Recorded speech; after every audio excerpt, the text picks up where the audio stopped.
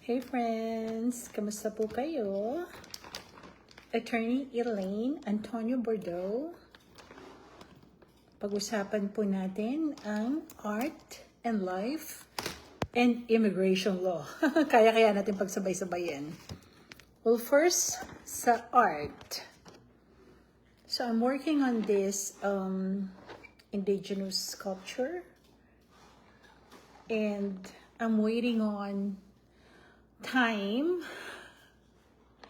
passing time, so I decided to make a sculpture. And if you are in the Dallas area, we had a big storm yesterday, and up to this time ay wala pa kaming internet, so we've been offline 24 hours now, right babe? 24 hours. Yeah, just about.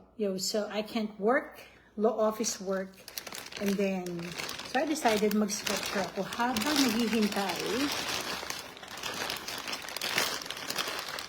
Ayan. So I have some clay here. Ayan, that I'll be using. This is gonna be low fire. And I also have my sculpture. You can see na wala siyang top because in ceramic sculpture, it cannot be too thick. Kasi when you put this firing, it's going to explode. So, you know what? I will say that when it comes to modeling, the ceramic modeling is more challenging for me than modeling for bronze.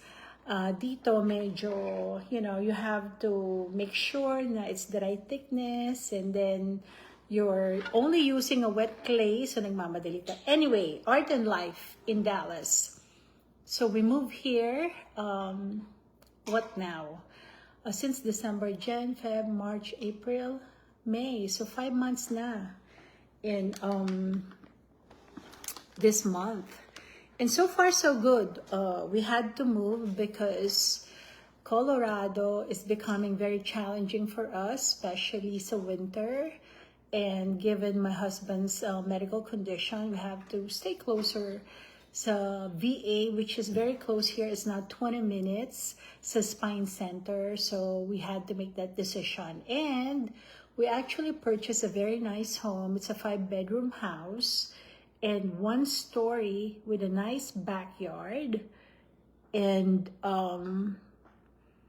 so Randy can enjoy just being here on the first floor. And like in Colorado, we have a 2-story home. We had a 2-story home.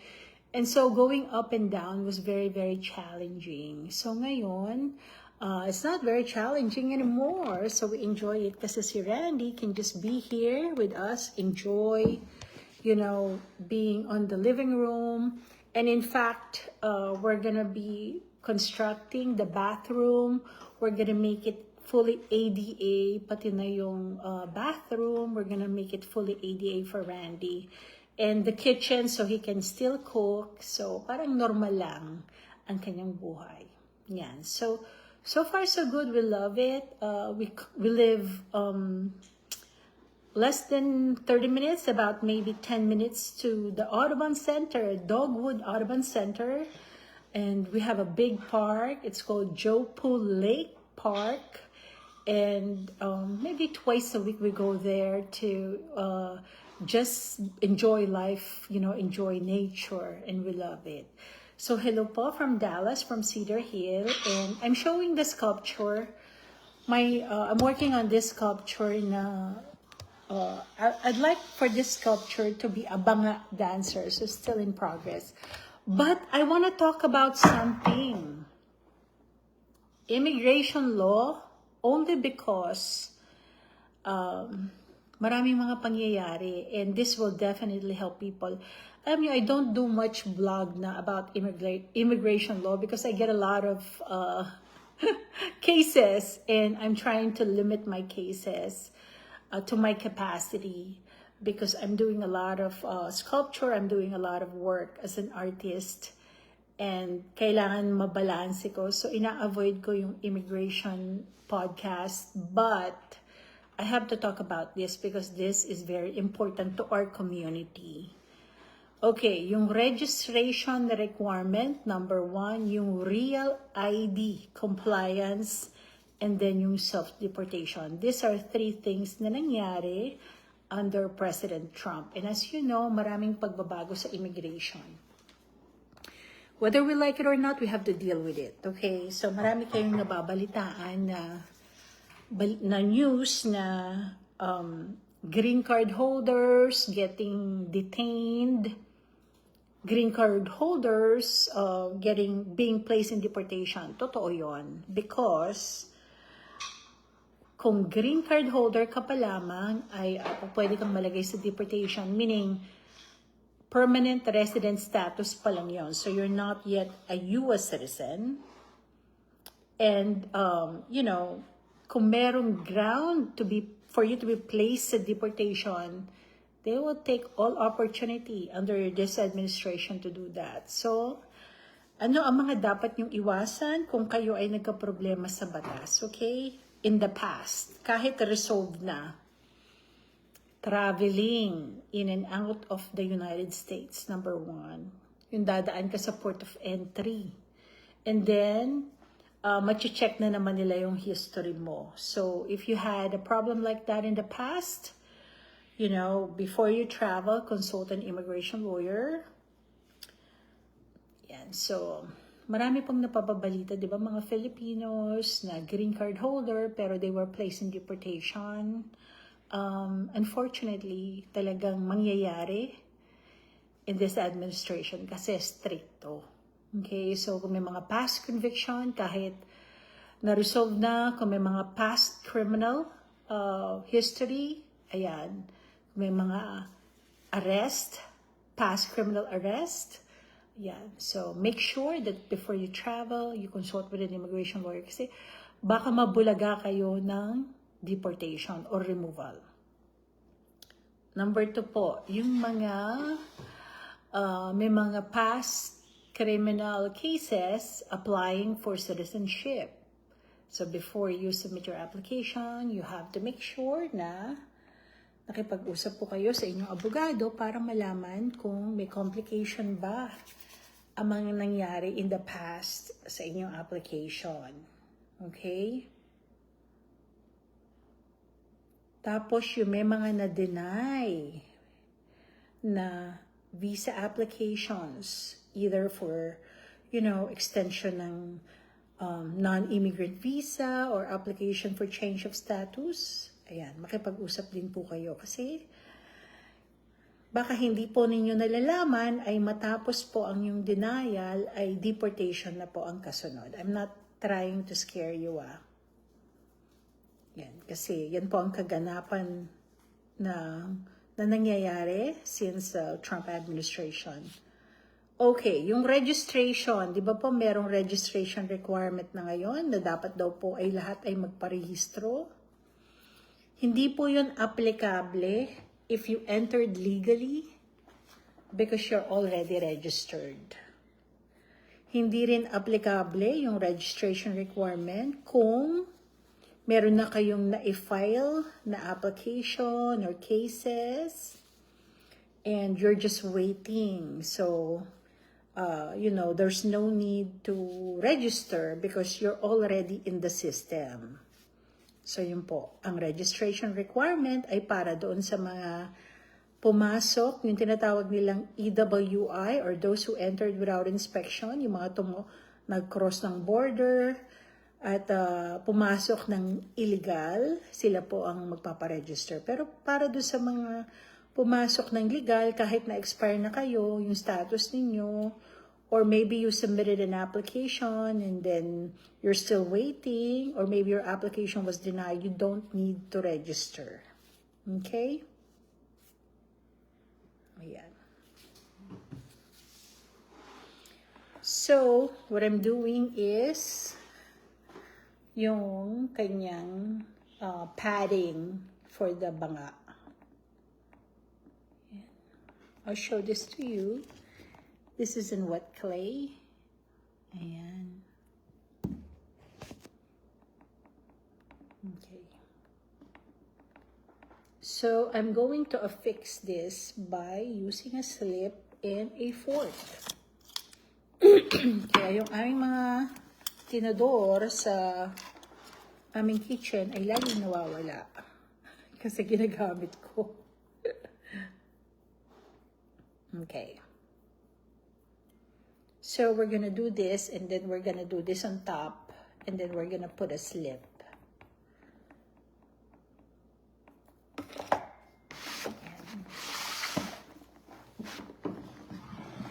By the way pala, yesterday was Memorial Day, ano? Nag-enjoy ba kayo? And holiday, it was a holiday yesterday. And then today, ay nagka-problema kami sa internet connection here in Dallas. And so, we don't have internet. Kaya, I'm doing this. Hopefully, pagdating ng internet mamaya, we can work. So I'm putting the slip. I just want to show you. Matatapos ko to ng kakasalita. Talagang ginawa kong sabay, art and immigration. No, I want to share this information because marami pong nangangamba. And, see now. Okay. A lot of people are worried with this new policies. Okay, so ganyan lang natin siya. Yan. So registration, going back, if you have filed in the past an application, if you entered legally, kahit out of status na kayo ngayon, hindi mo na kailangan magparehistro. Okay? Now, maya-maya, we're gonna talk about self-deportation.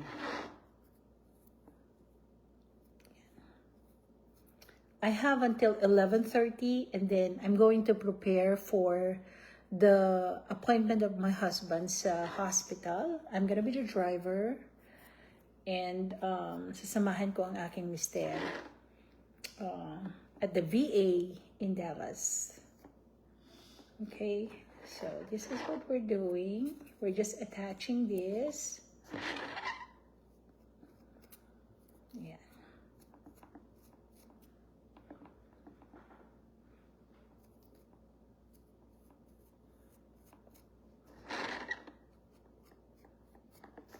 Yep. So talagang bata pa ako, mahilig na talaga ako mag-art. But I was just always drawing. Pero nung ngayon, I discovered about maybe 5 years ago, na-discover ko yung clay. And I just love it. Okay, going back. So registration, no need to register if you entered legally, if you have submitted an application, kahit na-deny, or out of status ka na, but you entered legally, no need to register. Number 2, yung real ID requirement. Diba, merong real ID daw. So, kung yung ID nyo is not real ID compliant, it could be a problem when you're boarding a plane. So, domestic travel, sabi nila, ang purpose daw nito is for domestic travel and entering facilities, federal facilities. So, dapat compliant. So, what does it mean? Now, to be compliant, you have to provide your identity, proof of your identity, social security number, and lawful immigration status. So, dyan marami pong nangangamba na yung may mga ID na hindi real ID compliant, and they have to travel. So that could be a problem. So kung yung ID nyo ay hindi pa real ID compliant, and you have, of course, a proof of your identity, you have social security number, lawful immigration status, make sure na mag-comply kayo. Now, we just obtained our new driver's license, and then real ID compliant na siya. So in many states na, they have implemented this already. So check with your state. And if your state has not complied with this, check with them. When you renew your driver's license, make sure na real ID compliant. Okay?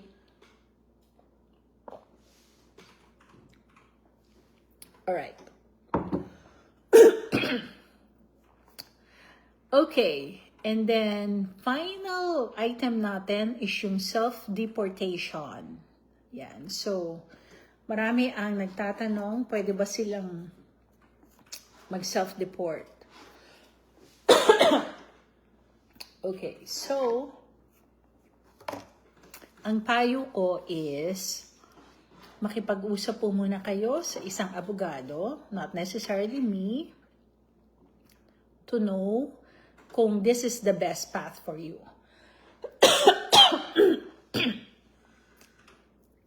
It's too dry to talk. Sorry, Ayan.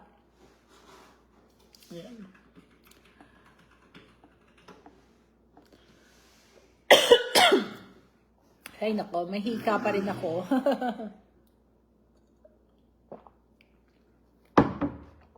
Okay, I'll be back on self-deportation. Hold on.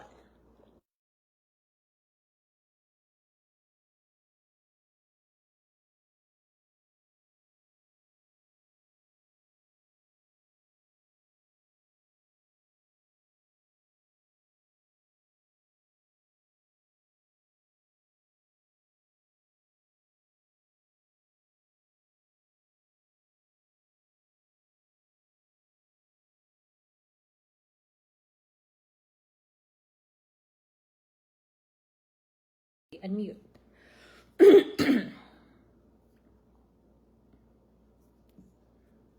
Yeah. So by the way, if you are in the Dallas area, June 1, Kalayaan event, I'm gonna be unveiling Rizal in Love and I'll be showing it to our community. Diba? Celebration po ng ating Philippine Independence Day. Yung aking pong sculpture na si Rizal, ang tawag ko po ay Rizal in Love because nakangiti si Dr. Rizal. Ang gwapong-gwapo. And I remember that I did that sculpture. I was inspired dun sa nobelang Maria Clara at Ibarra, Nakaka-in Love. And so I was in Barcelona watching it, and then I said, you know what, I'm gonna make a Dr. Jose Rizal. Tapos when I did Dr. Rizal, ayun, gwapo siya at nakangiti. And we're gonna unveil that to the community on July 1st sa Kalayaan event here in Dallas.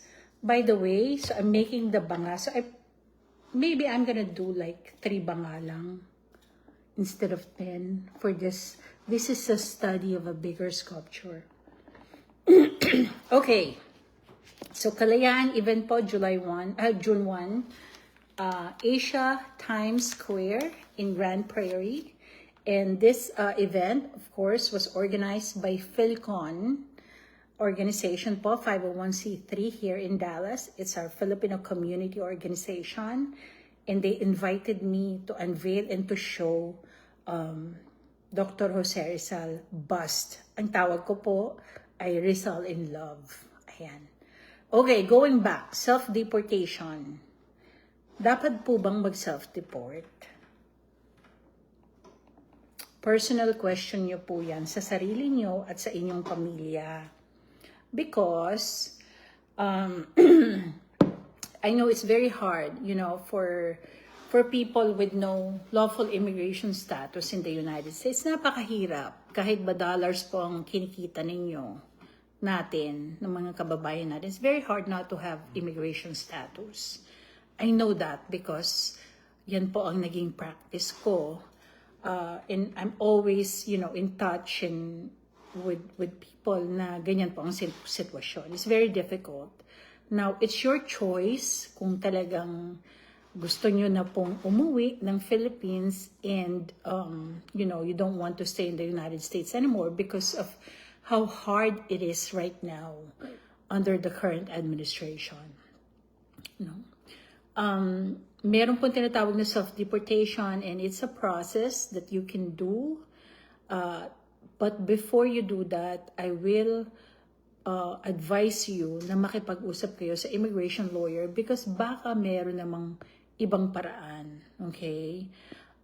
Before you do something like this. Kasi dito, when you self-deport and you have been out of status for especially more than a year na, ay meron na pong tinatawag ng mga bars that you cannot return right away, okay? Ang self-deportation app, meron pong CBP app in which you can go there to self-deport. You have to download yung CBP app, and that's where you do it. But of course, any information na ilagay nyo doon, that the immigration will have that, okay? And this is a new program, so this has not been tested. But definitely, it's just a way to expedite the deportation process. Ang sabi nila, this is a humane way to deport. Because you will voluntarily submit your information and your intention to deport, and then they will make a decision kung okay. And from what I'm reading, they will even provide a stipend if you submit yourself for deportation and ma-approve ka. Kung walang mga criminal problems, kung walang mga problema sa gangs and crimes, I think walang magiging problema sa self-deportation. The only question is, pag nagpa-self-deport ka, most likely you will not be able to come back. Although sinasabi po doon na, you can still come back legally under the legal process. Of course, be mindful that there are consequences for being out of status. And if you're returning to the Philippines and then meron kang intention of coming back, maybe that's not the path for you. So makipag-usap po kayo sa immigration lawyer to understand your options as well as your consequences. Kung matapos na kayong makapag-usap at iyan na talaga ang option for you, say for instance, talagang, you're already of age, wala ka nang, alam mo sa ating mga Pilipino, maraming naging TNT daw. Sabi, wag daw tawagin TNT, nakakadimin. Tama po.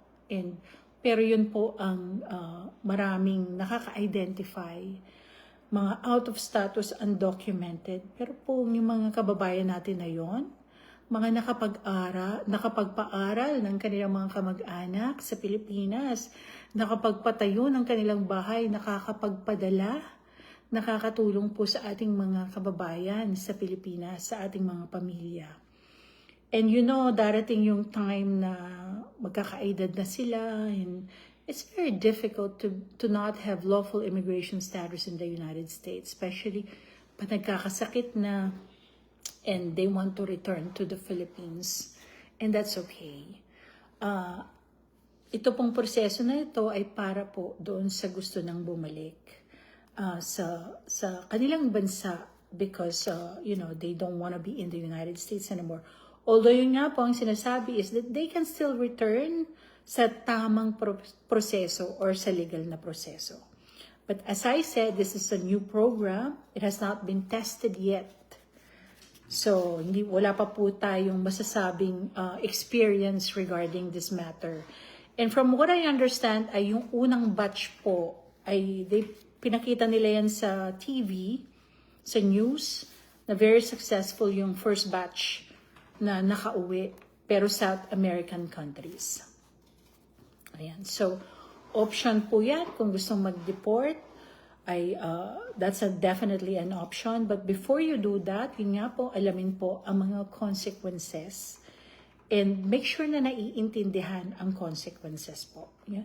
Yung iba na nakapagpatapos na ng pag-aaral ng mga anak, sabi nila, ay, uuwi na ako. That's okay, Kung kanilang naging goal ay mapatapos yung mga anak nila, matulungan ng family nila sa Philippines, and now they want to return to the Philippines, that's perfectly fine, Because it's very, very hard to stay in the United States nang walang status, and especially nang magkaroon ng edad sa Amerika na walang status, So that's definitely an option for you, okay? So I only have 8 minutes left. Ayan. So, it's Tuesday today. Yesterday was Memorial Day. At inalala po natin ang mga bayani na pumanaw sa pagtatanggol po ng ating kalayaan because for fighting for our freedom here in the United States. But yesterday for us was a very, very lazy day because it was so rainy and we had no internet. So we didn't go anywhere. Yeah. So what I'm doing right now is I'm actually making the second banga. This is not perfect, but it's alright. Ayan. Ayan. Yung first banga, mas malaki. And then yung second banga daw is dapat mas maliit. Ayan, no?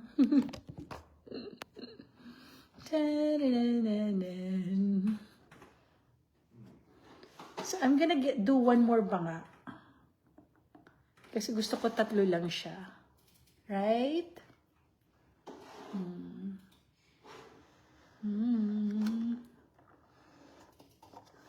Ayan. Okay. So, ayan po. I have 7 minutes left and then I'll be preparing for the hospital appointment of my husband sa VA. Ayan. But I want to show you this sculpture. Ayan. Wala pa rin kaming internet. And so, I'm not working today. Kaya, ito ang mga pinagagawa ko when I'm not working. I'm working on my sculpture. So, for June 1, we have the Kalayaan event in Dallas. And then, May 31st po, ay first year anniversary ng aking mga sisters sa Czech Republic, ang Las Damas de Rizal. I'm a very proud member of this empowered, an organization of empowered women in Prague. So they're gonna celebrate their first year anniversary. Alam nyo, magkakaroon ako ng special episode on that. I'll give a tribute to these women. Very, very, masyado po silang matulungin. And of course, pino-foster nila yung bayanihan spirit. When I did my exhibition in Litomiritsi last October, ang amin pong mga ladies ang tumulong po sa akin, led by Lady Annalyn. Siya po ang presidente ng Las Damas de Rizal in Czech Republic. And she helped me. And they supported me and Tita Polly. And you know what? Lady Annalyn even did my hair for the exhibit. So, tapos she took time. So, si Lady Rosa took us to Dresden, Germany with Tita Polly. Tapos si Lady Annalyn naman, tinur niya kami dun sa Prague. So, we had time with them. Talagang nagbigay po sila ng time para ipasyal kami. Tapos, we did an empowerment workshop of women after the exhibition. Tapos ngayong taon naman, we did a training, John Maxwell High Road Leadership Training. And they also participated. So sobrang very proud po talaga ako sa ating mga ladies from Las Damas. Sayang, I will not be able to join them because meron pa akong health issue that I need to take care of, and so but I will be there because I have a project with a famous. Ito ang excited po ako. I do have a European project with a famous sculptor, si Libor Pislac. I'll tell you about it next time. Ito na. Hey! Ayan. And I have to go for now because I need to prepare for Randy. Ako ang kanyang driver and caregiver and boss and pillow. So I'm gonna go with Randy. But I finished this. Marami pang kailangan gawin dito sa sculpture na to. But it's okay. You know, it's a process. It's always a process. You cannot rush this. Hindi mo po pwedeng i-rush. Kailangan talaga dahan-dahan.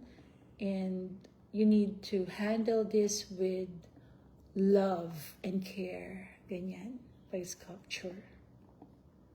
Yan. Pero, ayan na po. Ayan. So,